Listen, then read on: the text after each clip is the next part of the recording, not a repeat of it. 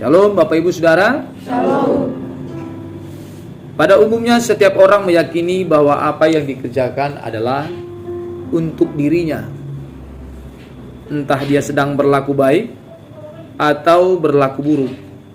Tetapi pada prinsipnya, setiap apapun yang kita lakukan itu berujung kepada segala sesuatu yang kita anggap baik untuk diri kita masing-masing. Harapan yang kita lakukan adalah untuk kebahagiaan diri kita. Sangat jarang sekali melihat ada orang melakukan sesuatu bukan untuk dirinya, tetapi untuk orang lain. Namun, saudara, Bapak, Ibu, ini merupakan hitungan yang sangat sulit untuk dihitung. Sebab, menurut pandangan umumnya, bahwa apapun yang kita lakukan adalah untuk kebahagiaan diri kita. Bahkan banyak orang berkelahi demi dirinya agar menang dalam kompetisi itu, menggugat seseorang demi keuntungannya,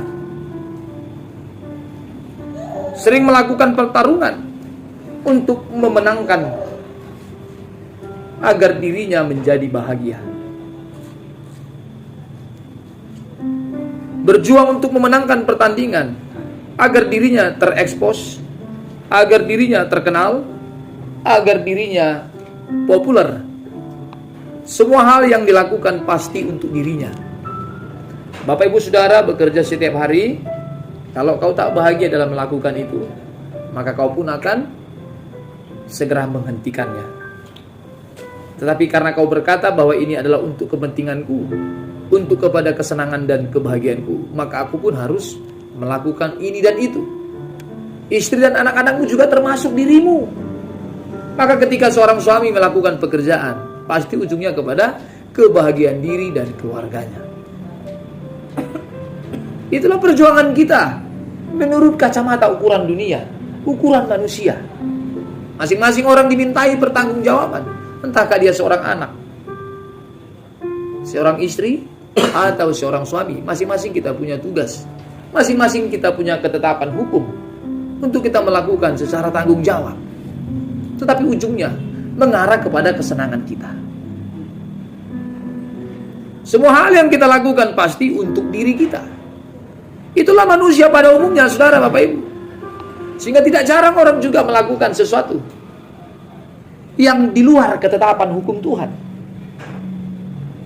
Sehingga tidak jarang di antara kita pun melakukan ini dan itu tanpa memikirkan dan mempertimbangkan pikiran dan perasaan Tuhan. Hanya memikirkan ini menjadi kesukaanku, hanya memikirkan ini kebahagiaanku, maka kita pun melakukannya tanpa mempertimbangkan itu sesuai dengan ketetapan Tuhan atau tidak. Maka orang Batak sering mengatakan, tadadi, itu nanti kelihatan. Yang jelas hari ini aku makan dulu. Inilah hal yang perlu kita pahami, saudara. Maka selalu saya sampaikan, lebih baik kita tidak berumur panjang, tetapi dalam keadaan berkenan di hati Tuhan. Tetapi sayangnya, saudara, di dalam kehidupan saya dan saudara, orang-orang yang disebut sebagai pengikut Kristus melakukan ini dan itu hanya untuk kepentingannya, hanya untuk kebahagiaannya, kebahagiaan mertuanya, kebahagiaan mami papinya, kebahagiaan istri atau suaminya. Sehingga kita babak belur pun tidak masalah. Sebab masih ada yang dilihat dan menikmati segala jerih lelah yang kita lakukan. Tetapi sudahkah kita memeriksa bahwa apa yang sedang kita lakukan itu sesuai dengan kehendak Tuhan? Apakah kita sudah memeriksa apa yang sedang kita lakukan itu, yang kita selalu berkata ini untuk kepentinganku dan keluargaku, sudahkah itu juga masuk dalam kepentingan Tuhan? Kita harus mengerti bahwa hidupmu di bumi ini bukan untuk dirimu. Tetapi inilah pertarungan sengit yang selalu saya sampaikan. Engkau harus berkelahi kepada dirimu, menaklukkan diri, selera, perasaan diri, hanya untuk menerbitkan apa yang menjadi ketetapan hukumnya. Ini sulit saudara, tetapi inilah pertandingan kita. Bukan bagaimana untuk membahagiakan diri dan keluarga. Bukan bagaimana untuk mensejahterakan diri dan keluarga. Sebab kita hadir di bumi ini bukan untuk dirimu. Kita hadir di bumi ini bukan untuk diriku. Kita hadir di bumi ini bukan untuk diri kita. Bukan saudara, Bapak Ibu. Maka mari sadari bahwa hidupmu mestinya menjadi kepentingan Tuhan. Katakan amin. Amin.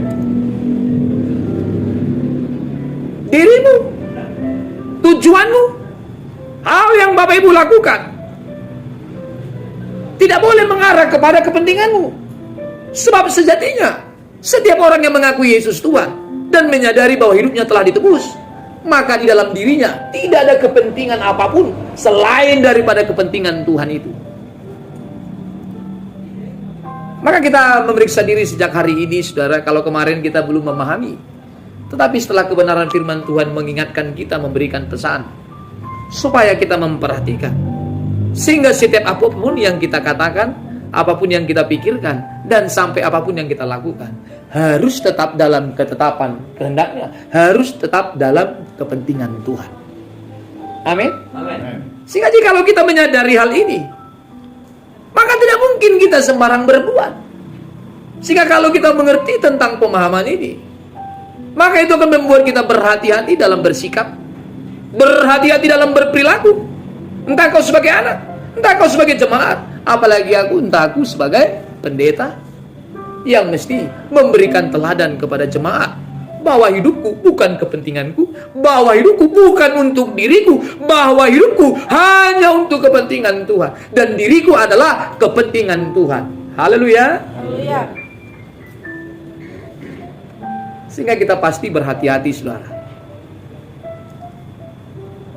Hidup kita bukan untuk kita. Kau bernapas bukan untukmu. Kau bekerja bukan untukmu. Kau melakukan apapun bukan untukmu, tetapi untuk Dia. Tetapi untuk Kristus itu. Setiap orang hidup pasti harus bekerja, dan memang begitu. Kalau ada orang sehat hari ini tidak melakukan pekerjaan di luar dari ukuran dan pandangan Kristen, kau adalah manusia paling bodoh. Apalagi mereka yang di dalam Kristus. Pasti kalau sehat bekerja. Amin. Amin. Kalau sehat bertanggung jawab. Kalau sehat disiplin. Kalau sehat pasti melakukan segala sesuatu yang menguntungkan. Maka kita harus kembali memfilter segala sesuatu yang menguntungkan, bukan menguntungkanmu, bukan menguntungkan keluargamu, tetapi mesti kepada menguntungkan Tuhan. Kalau Tuhan sudah diuntungkan dari seluruh sikap yang kita lakukan, Bapak Ibu Saudara, maka hidupmu menjadi hidup yang terpelihara oleh Tuhan itu.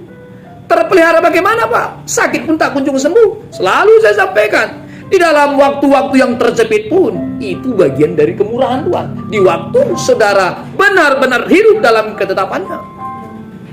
Di waktu masalah terus menjepit, bertubi-tubi dan engkau menjadi babak belur. Tapi percayalah, di dalam takutmu akan Tuhan, itu pun bagian dari penyertaan Tuhan. Haleluya. Itu pun bagian dari penyertaan Tuhan. Sehingga konsep kebenaran yang kita pahami, saudara, Bapak, Ibu, membuat kita berani berkata, hidupku bukan aku lagi, tetapi Dia. Hidupku bukan untuk diriku, tetapi untuk Dia. Nah, kalau kita mempercayai, saudara, bahwa yang kita lakukan adalah untuk Kristus, maka saudara tidak mungkin berbuat dosa. Sebab tidak mungkin kita melakukan kesalahan lalu kita berkata, ini untuk Kristus. No.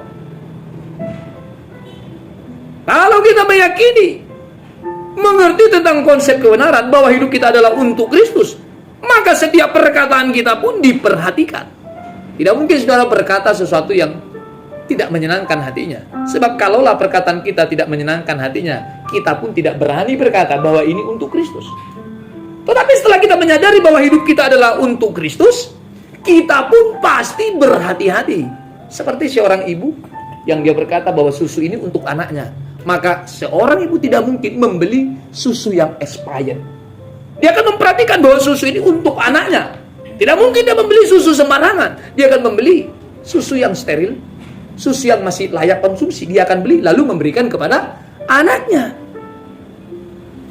Demikian dengan kita Bapak Ibu Saudara. Yang dimana kita mesti memahami bahwa hidupku diperuntukkan kepada Kristus itu. Sehingga pun kita memperhatikan yang aku lakukan untuk Kristus, maka itu adalah sesuatu yang terbaik. Maka itu adalah sesuatu yang benar, sebab ini untuk Kristus. Amin.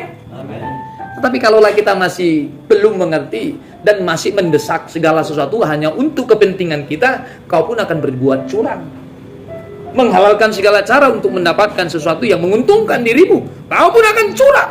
Saya pendeta pun akan melakukan kecurangan.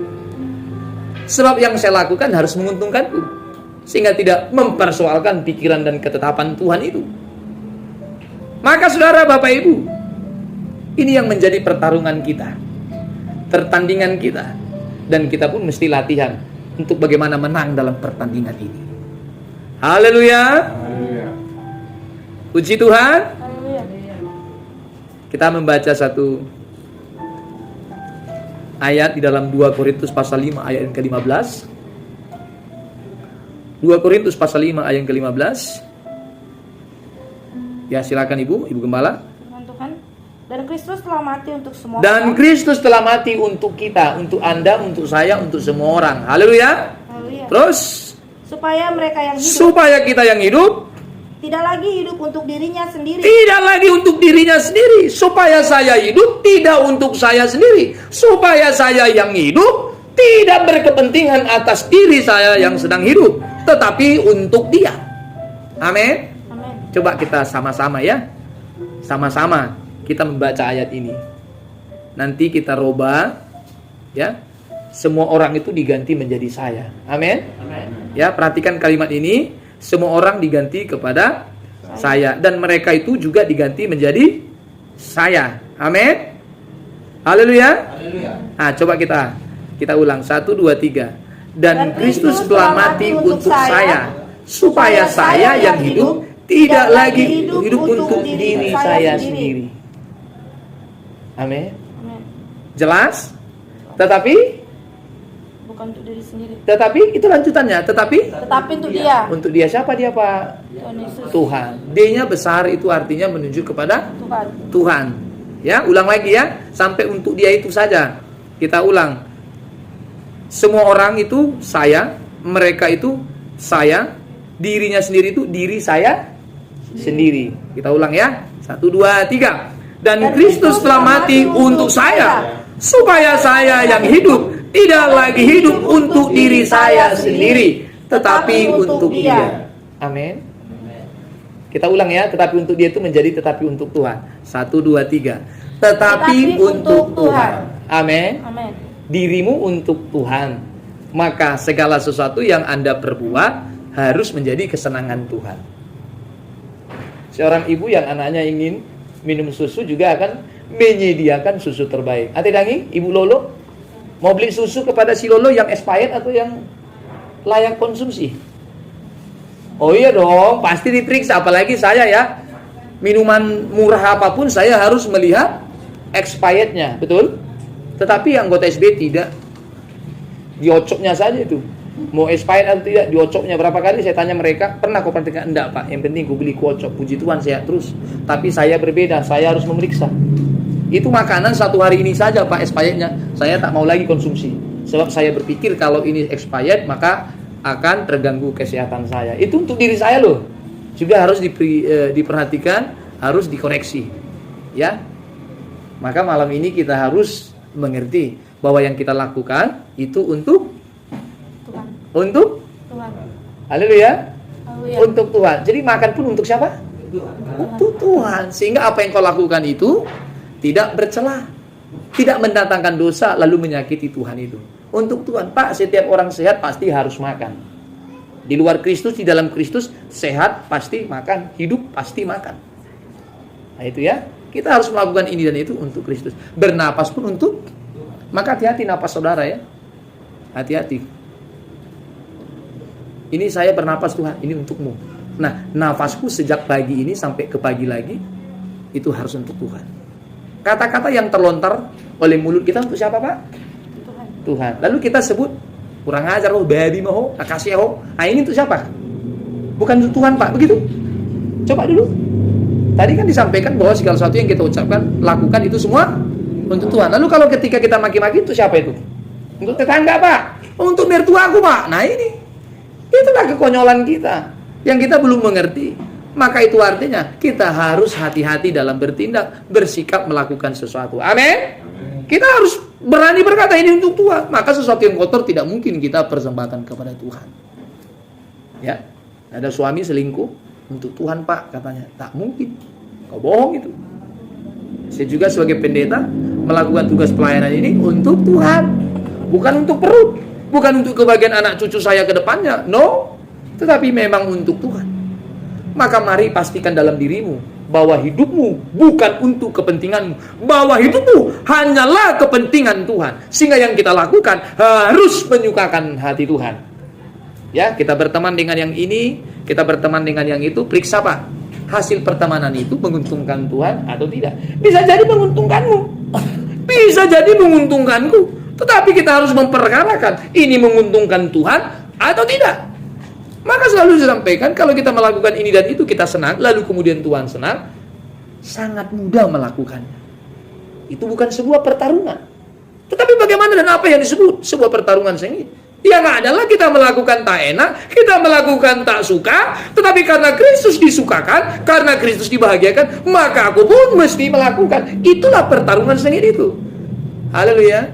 Dan kita sedang berada di dalamnya. Kita tak suka, Kristus suka, aku harus melakukannya, dan aku pun harus menjadi suka. Amin. Kalau saudara suka, Kristus suka, mudah sekali melakukannya. Tapi ketika kita tidak suka, Kristus suka, itulah kesukaan kita. Itulah kepentingan Tuhan itu, bukan kepentinganmu. Haleluya. Haleluya. Itu si bapak dok, itu salah ibu dok. Understand? Kia? Jadi kalau Kia cuci piring untuk siapa Kia? Bukan untuk mamimu. Haleluya. No. Kalau ibu gembala nyetrika, bukan untuk saya dan anaknya. Karena apa? Orang nyetrika pun bisa berbuat dosa Pak. Betul? Orang lagi masak pun bisa berbuat dosa. Betul? Orang lagi nyuci piring, Helkia juga bisa. Bagaimana caranya berbuat dosa? Kaulah yang tahu itu. Waktu disuruh sama mamimu nyuci piring, mar bete-bete kok, itu pun dosa. Kalau itu diperuntukkan kepada Tuhan, tak mungkin mar bete-bete ini dibawa kepada Tuhan.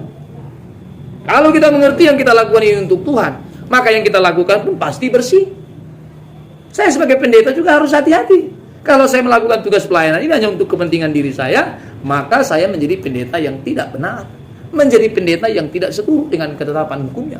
Ibu gembala yang sedang menyetrika, yang dalam pikirannya itu untuk Tuhan, maka dia pun melakukan itu dengan sukacita. Paulus juga sampaikan, saudara Bapak Ibu, baik kamu minum, melakukan aktivitas kegiatan apapun, semuanya untuk kemuliaan Tuhan. Maka itu dituntut supaya kita berhati-hati dalam melakukan sikap. Kita dituntut dalam melakukan hal-hal yang ujungnya harus menyenangkan Tuhan itu. Demikian, Tuhan Yesus memberkati. Kami bersyukur buat baiknya Tuhan.